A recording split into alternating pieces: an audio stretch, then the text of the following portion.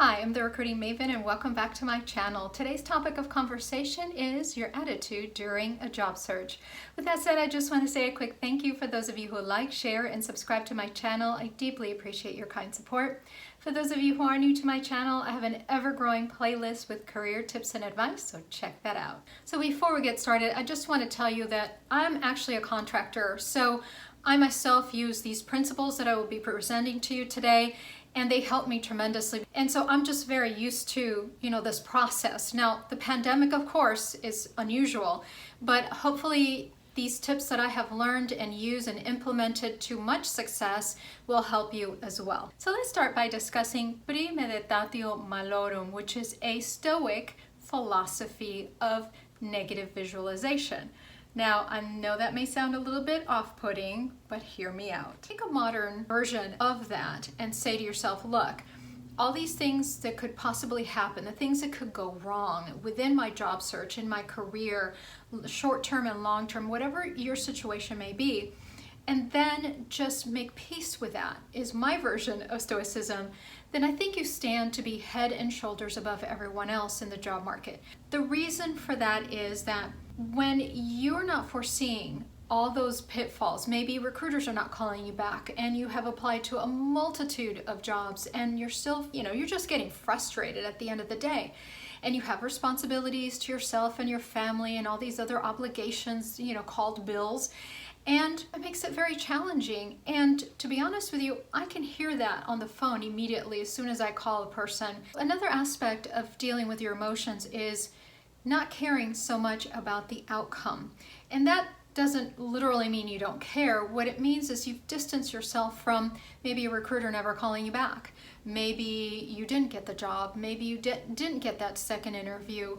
And so if you have a little bit of space between yourself and the outcome, because you don't want something like that stopping you from moving forward. If you take it personally and you're heartbroken and again, you're going into the spiral of emotions, that's not going to be healthy for you, first and foremost. That doesn't mean that you don't acknowledge that, but it means that you're going to move faster through those negative emotions and just get right back on that horse and ride, as they say. I want to discuss with you control, right? Taking control of your life. And you say, well, I lost my job. How can I have control over my life? My life is, in a spiral.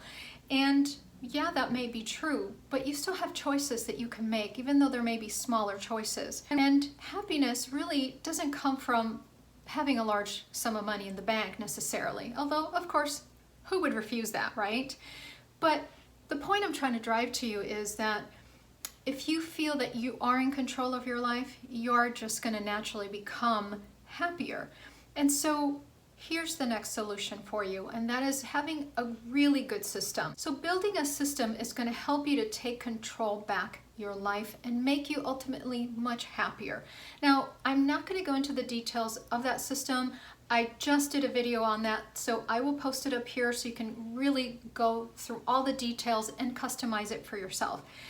But what I want to say is that the more in control you are, the more that system you're working every single day, it's going to help you to become more confident in your everyday.